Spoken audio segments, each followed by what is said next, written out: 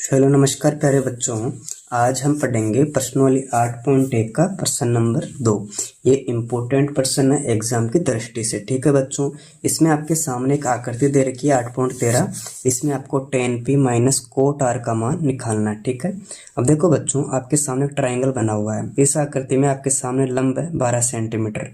यहाँ पर लिखो दिया हुआ है। मैंने यहाँ पर लिखा बच्चों दिया हुआ है। ठीक है, इसमें क्या दे रखा है, देखो ट्रायंगल त्रिभुज है PQR में, ऐसा आपको लिखना कॉफी के अंदर। इसमें देखो बच्चों PQ का मान कितना है, PQ का मान पर्सन में दिया हुआ है 12 सेंटीमीटर और PR का मान आपके पास कितना है 13 सेंटीमीटर। ठीक, अब आपको किसका मान ज्ञात करना है, QR का मान आपको निकालना है। ठीक है, इस मान को ज्ञात करने के लिए आपको पाइथागोरस प्रमेय की सहायता लेनी है। देखो बच्चों, आपके सामने आकृति बनी हुई है। इसमें जो ये भुजा है ये लंब कहलाती है, नीचे वाला पार्ट आधार और ये बड़ी भुजा कर्ण कहलाती है। यानी आपको इसमें आधार का मान निकालना है। तो बच्चों देखो, आपको आधार का मान कैसे निकालना है, हम यहाँ पर लिखेंगे पहले आधार का स्क्वायर। इसमें जो सबसे बड़ी भुजा होती है कर्ण स्क्वायर, इसमें से लंब स्क्वायर को माइनस करते हैं। तो मैं यहाँ पर उतारता हूँ आधार का स्क्वायर, इसके बराबर बड़ी भुजा कौन सी होती है कर्ण, इसके स्क्वायर में से माइनस करेंगे लंब का स्क्वायर। ठीक है, ये पाइथागोरस प्रमेय है, आपको आनी चाहिए। ठीक है बच्चों, अब इसमें देखो आधार का मान क्या है, इसमें आधार ये रहा QR। आपको QR ही तो ज्ञात करना था, तो मैंने लिखा है QR का स्क्वायर। इसके बराबर देखो आपको बड़ी भुजा कौन सी है। अब इसके बाद में देखेंगे कर्ण, इसमें देखो कर्ण कौन सी है PR है, तो मैंने लिखा PR। ठीक है, इसका स्क्वायर कर दिया, आगे चिन्ह माइनस का है। फिर लंब का स्क्वायर, यानी इसमें लंब कौन सी है P और Q, तो मैंने यहाँ पर लिखा PQ स्क्वायर कर दिया। ठीक है, अब इनका मान फिट करेंगे, फिर मान फिट करने के बाद में हमें आधार का मान मिल जाएगा। ठीक है, तो बच्चों देखो QR का मान कितना है, हमें QR का मान तो ज्ञात करना है। तो ऐसा कैसा उतार देंगे QR का स्क्वायर। इसके बाद में जो PR का मान है उसका वर्ग करेंगे, ये रहा PR का मान 13, इसका वर्ग करेंगे। ठीक, आगे चिन्ह माइनस का है। फिर PQ का वर्ग, यानी PQ का मान कितना दे रखा है पर्सन में 12 सेंटीमीटर था, तो मैंने यहाँ पर लिखा 12 का स्क्वायर। अब इसका वर्ग करते हैं 13 का, तो कितना होता है 169, आगे चिन्ह माइनस का है। अब करेंगे 12 का वर्ग, यानी 12 इंटू 12, तो कितना आता है 144। ठीक, मैं यहाँ पर लिख देता हूँ QR का स्क्वायर, मैंने लिखा QR। अब बाकी करो, कितना बचेगा बच्चों, बाकी करने पर 25।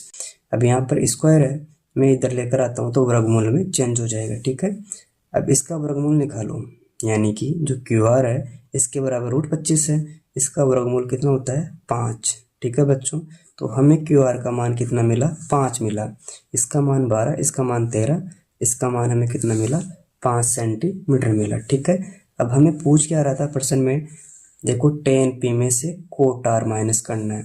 आपका प्रश्न ये था बच्चों tan p minus cot r। ठीक है, अब इसके लिए पहले आपको tan p का मान निकालना है। ठीक, फिर कोट r का मान भी आपको ज्ञात करना है। ठीक है बच्चों, इस प्रश्न को हल करने के लिए मैंने आपको एक सारणी बताई थी। देखो बच्चों, ये लाल बटा कक्का LAL बटे KKA। ठीक है, अब इसमें क्या बोला tan, तो tan का मतलब क्या होता है लंब बटा आधार।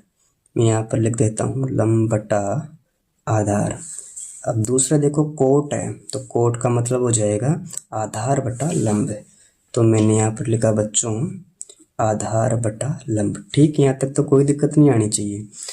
अब देखो इसमें tan p दे रखा है, यानी जो आपका थीटा था उसकी जगह यहाँ पर p दे रखा है, यानी इसमें कोण किसको मानेंगे p को मानेंगे, तो ये रहा आपके सामने p। ठीक है, और इसकी बेसिक बात मैंने क्या बताई थी आपको, अगर आप जिसको थीटा मान रहे हो ना उसके सामने वाली भुजा क्या कहलाती है, लंब कहलाती है। तो इसमें लंब 5 हो गया और ये आधार और ये कर्ण। ठीक है, तो बच्चों आपको लिखना पड़ेगा पहले लंब, तो इसके सामने वाली भुजा लंब कौन सी है 5।